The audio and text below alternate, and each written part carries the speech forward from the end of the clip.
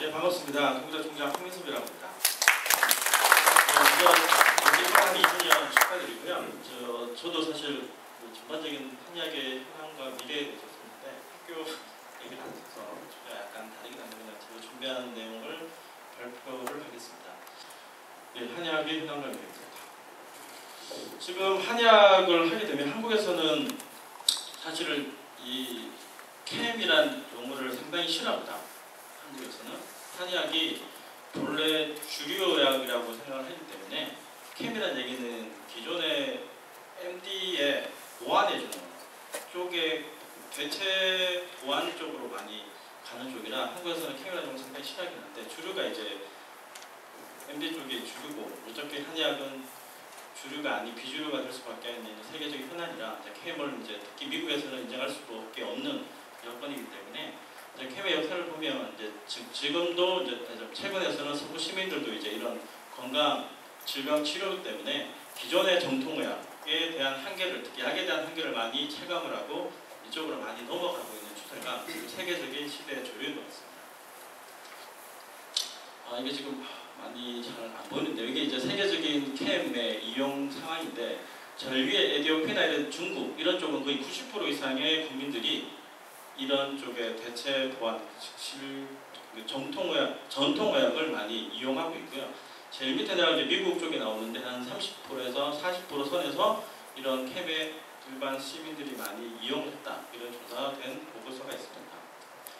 그다음에 이제 이런 침에 대한 크게 침과 약인데 어떻게 보면요, 침에 대해서 이제 어떤 전문 기관이 있고 이런 인정하는 기관이 있는 나라들이 이렇게 전 세계적으로 거의 대부분의 나라가 침에 대해서는 많이 받아. 아프리카나 일부 동아시아, 서아시아 쪽 외에는 많은 나라에서 침에 대한 규제나 기관이 있다고 돼 있고요.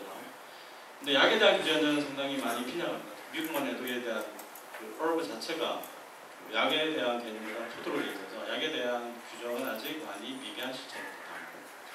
그럼 이제 대체보완의학의 어떤 종류인을 보면 크게 이제 5가지 정도로 나누게 됩니다. 그래서 첫 번째가 이제 한의학을 비롯한 동종의학 연구에서 폴메트를 쓸 때 전반적인 이론이 있고 그에 따른 치료가 다 정립되어 있는 게 있고요. 그다음에 이제 마인드 바디 인터벤션을 그래서 체면이나 이런 쪽도 그 캠의 영역으로 포함되어 있고요. 그다음에 바이올로지컬 베이스드 테라피라고 해서 약물 쪽 법이 이쪽에 들어가 있고요. 그다음에 이제 매니플레이션 쪽에 이제 마사지나 카이로프락터가 이쪽에 들어가 있고 마지막으로 이제 에너지 테라피라고 해서 기공이나 이런 쪽이 좀 캠의 영역으로 들어갑니다. 그래서 이제 이게 정리하면 뒤쪽에 표에서 제가 자세히 정리해놨는데 뭐 다들 아실 것 같은 넘어가겠습니다. 자, 그러면 세계 보완 대체약의 시장 규모를 보면 이게 한 2007년 정도 내용이라 한 6년, 7년 전 상황이었는데 북미 시장이 719억 달러 정도의 대체 보완약 시장 규모가 있고 이게 이제 점점 커지니까 아마 지금은 훨씬 더 시장이 커졌을 거라고 생각합니다. 한국 시장이 한 48억 불 정도밖에 안 되는 시장입니다. 자, 그러면 이제 미국의 캠에 대한 현황을 보면 한 120개 의과대 중에 90개 정도가 보완의학이 있고 그 다음에 뭐 92년도에 이제 OM 대체 의학실이 생겼고 98년도에 이제 NCT 캠이 발생했고요. 기타 존스홉킨스나 여러 대학에서 이런 연구들을 300여 개의 프로젝트에 대해서 연구를 하고 있습니다. 그 다음에 2002년도에 보완 대체 의학에 들어간 비용이 한국 돈으로 30조 원 이상이 투자가 되고 있고요. 이게 해마다 15에서 20%가 증가되고 있습니다. 이쪽에 상당히 지금 미국이 돈을 많은 부분을 투자를 하고 있습니다. 그리고 현재 보완 대체의학의 클리닉 방문자 수가 정통의학 방문자 수보다 넘어갔다고 실제 내원 환자 수에서는 넘어갔다고 되어 있습니다. 그 다음에 이제 이쪽에 이제 이용하는 사람들 2002년도까지 좀 자료가 제가 이게 한의학 연구에서 잘 인용하다 보니 좀 약간 시기가 지났는데 보면 카이로프락터가 제일 많이 지금 캠 쪽에서 많이 그 상단에서는 전문 의료원에서 하는 쪽 제일 많은 것 같고요. 침술이 한 카이로프락터에 비해서는 7, 8분의 1 정도 되는 것 같고요. 그다음에 약물 펄브 쪽에서 본인 의료인이 할 수도 있고 본인 직접 할 수 있는 쪽이 시장 규모가 아주 크게 나타나고 있습니다. 자, 그러면 캠에서 어떤 환자가 가장 많이 치료하냐를 보면 이제 한의학이 미국에서 어떤 쪽에 가장 포커스를 맞춰야 환자가 많이 올까 이걸 알 수가 있는데 미국에서 보면 요통 환자가 가장 많이 대체보안 쪽에 치료를 받고 있습니다. 제일 많고 두 번째가 이제 감기, 비염 이런 쪽이 많고요. 기타 통증 계열들, 경환통, 관절통, 관절염 이런 쪽에 통증 계열 환자들이 제일 많고 이제 정신과적으로서 우울증, 불면 이 두 파트가 환자가 캠의 대체보안 쪽에 치료를 많이 받고 있고 이런 환자가 아무래도 침술 치료나 한의원 쪽에도 많이 내원하는 빈도수 같습니다.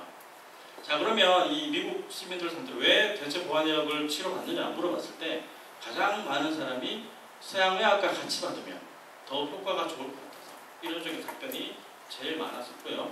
기타 원래 자기가 대체보안약을 좋아해서 이런 답변이 좀 있었고 기타 서양의학의 치료에서 효과를 보지 못했기 때문에 이런 쪽으로 답변하는 분이 많았습니다. 다음.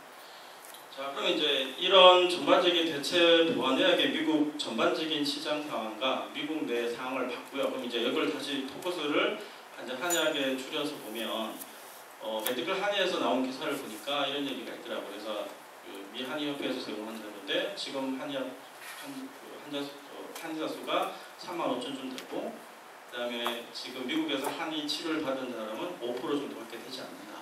이런 보고를 보고 저도 좀 약간 놀랐어요. 5% 미국 시민 중에 5%만 한의학을 경험했다는 보고 같아서 그리고 NCCAM 자료 보면 한의사 평균 연봉 수준이 한 7만 불에서 10만 불 정도 된다. 이런 보고입니다.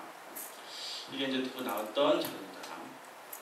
자 그럼 이제 이런 상황에서 그러면 한의사가 어떻게 자리를 더 캠 시장 규모에서 점점 커나가고 있는 캠 대체보안의학에서 한의사의 역량을 더 키우느냐 이걸 제가 생각을 좀 해봤는데요. 첫 번째는 단순히 그냥 한의사가 다 전문직을 모든 질환을 다 보는 게 아니라 자기 나름대로의 하나의 스페셜티를 가져서 차별화된 클리닉으로 가야 그 답이 있을 것 같아요. 모든 한의사 똑같은 모든 질환을 보는 게 아니라 각각의 클리닉마다 전문성을 띄는 게 좋은데 이게 이제 한국에서 지금 많이 하는 내용들을 제가 정리해 놓은 겁니다. 그래서 이런 쪽에 좀 특화된 치료를 연구해야 될 필요가 있을 것 같고요. 자, 그 다음 두 번째가 한약에 대한 수요가 특히 백인계열은 잘 모르는 게 많으니까 한방 제형에 다각화를 많이 해야 될 것 같고요. 한국이 지금 중국이랑 같이 일본에서 많이 연구가 되고 있고 이번에 한의사협회 모임에서도 이런 쪽의 주제로 강의가 있었던 걸로 알고 있습니다. 그래서 이런 쪽의 연구가 좀 더 필요할 것 같습니다. 자, 그 다음에 이제 세 번째가 이제 학교 차원에서 많이 해야 될 건데 어차피 아까도 말씀하셨는데 의학은 근거, 에비던스 베이스가 돼야 되거든요. 침울출에 좋았으면 왜 좋은지, 얼마나 좋아지는데 근거가 그래서 한의학이 과학화 의미가 아니라 객관화 시키는 작업을 계속 발전시켜 나가야 되는데 그 작업이 미숙하다 보니까 지금 NIH에서 1970년도에서 97년도까지 논문을 검토했더니 다 침이 효과가 있다고 인정되는 게 질환이 딱 두 개밖에 없어요. 침을 맞아서 효과가 있다고 객관적으로 인정되는 것은 두 가지밖에 없다고 이야기를 하면서 어떤 얘기했냐면 항암 치료 받고 난 뒤나 수술 뒤에 미식거리고 토할 때 두 번째는 수술 치과 치료받고 아플 때 밖에 침에 대한 효과를 인정을 못하겠다고 발표된 게 있습니다. 침에 대한 효과를 아주 낮게 지금 보고 있고요. 그 다음 밑에 보시면 이제 침이 효과가 있을 수도 있다고 보고된 논문들이 이제 약물 중독이나 스트로크, 중풍이나 기타 두통들, 그 다음 테니스 엘보, 그 다음에 섬유 근막염, 그 다음에 섬유 근육통 이런 쪽에서는 침이 효과가 있는 것 같다 정도로만 보고가 된 게 있습니다. 이렇게 보고된 게 보면 침에 대해서 어차피 효과를 보려면 치료군, 대조군을 나눠야 되는데 침은 사실은 대조군을 찾기가 상당히 어렵습니다.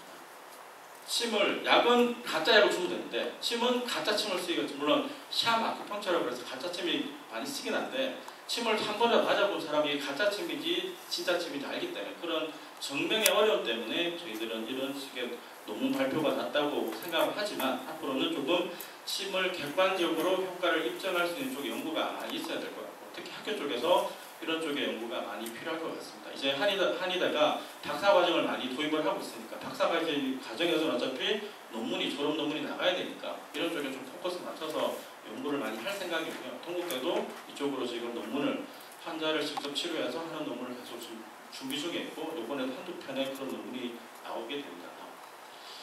자, 그 다음에 이제 세 번째가 이제 우리의 궁극적인 꿈인데 어차피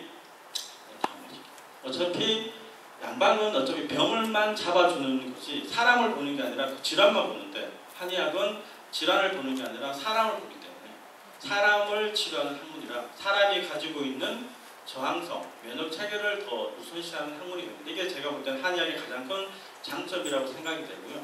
이런 양방이 가진 오로지 질환만 보는 관점에서 우리 몸 전체를 보는 전인적인 관점으로 우리가 좀 더 국민들, 미국 시민들한테 접근을 했다면 한의학의 미래는 밝지 않을까 그렇게 생각합니다. 이상입니다.